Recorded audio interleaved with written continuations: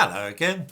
I'm sorry I haven't been around for the last fortnight, but YouTube took offence at a post of mine which warned that cloth masks should only be used if you're prepared to follow the guidelines issued by both the World Health Organization and endorsed by the British government.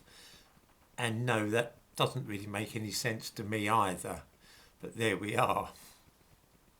I don't think that YouTube really wants people to discuss COVID-19 at all. If this goes on much longer, this channel's going to end up like a drawing room in a Jane Austen novel where we all sit around discussing innocuous subjects like London fashions and where the best place is to get one's horse shod. I attach a link in the description to this video to YouTube's policy on what they're pleased to call medical misinformation. And pretty rummy reading it makes too. I fell foul of the first part, which reads as follows. YouTube does not allow content that spreads medical misinformation that contradicts local health authorities or the World Health Organization's medical information about COVID-19. This is limited to content that contradicts WHO or local health authorities' guidance on prevention and so on. I did not actually contradict the guidance of the World Health body at all, but I made the mistake of quoting the guidance issued by that body a year ago instead of the up-to-date version. Astute viewers may be aware, of course, that the guidance has changed.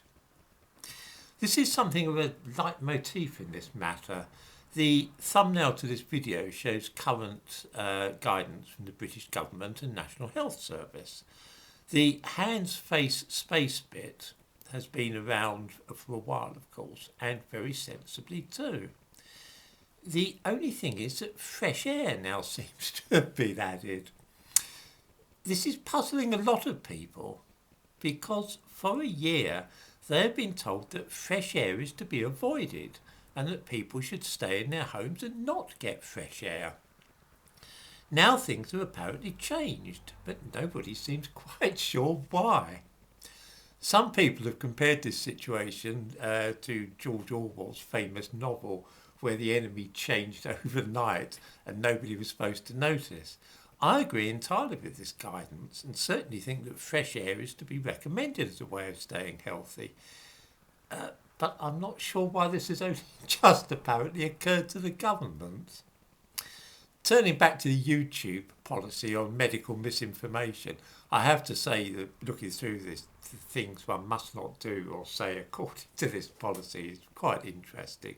I wouldn't dream of saying anything really in that policy. For instance, alleging that setting off fireworks can clean the air of the virus and will prevent the spread of the virus can get you banned. I can't honestly imagine for the life of me why anybody would believe that setting off a few rockets, lighting sparklers might prevent people getting sick. But there you are. I'd best not quote any more of the thing in case it gets me into trouble again. I shall not be mentioning the pandemic again after today because it's clearly a very touchy subject for YouTube. I will simply limit myself today to mentioning a couple of recent developments in Britain which have been announced by the government which might have slipped under the radar of some people. Before doing so, let me emphasise that I am not questioning, let alone contradicting, anything which has been said lately by any health authority. Nor do I think that the new laws passed in Britain on Monday are anything other than wise, good and necessary for the preservation of health. It's just that not everybody knows about them, and I wish to make sure that nobody inadvertently breaches the regulations through ignorance.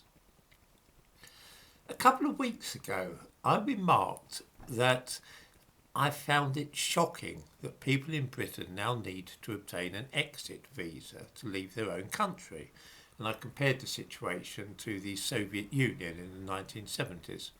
3 days ago, a new law was passed, and I give a link to it in the description to this video.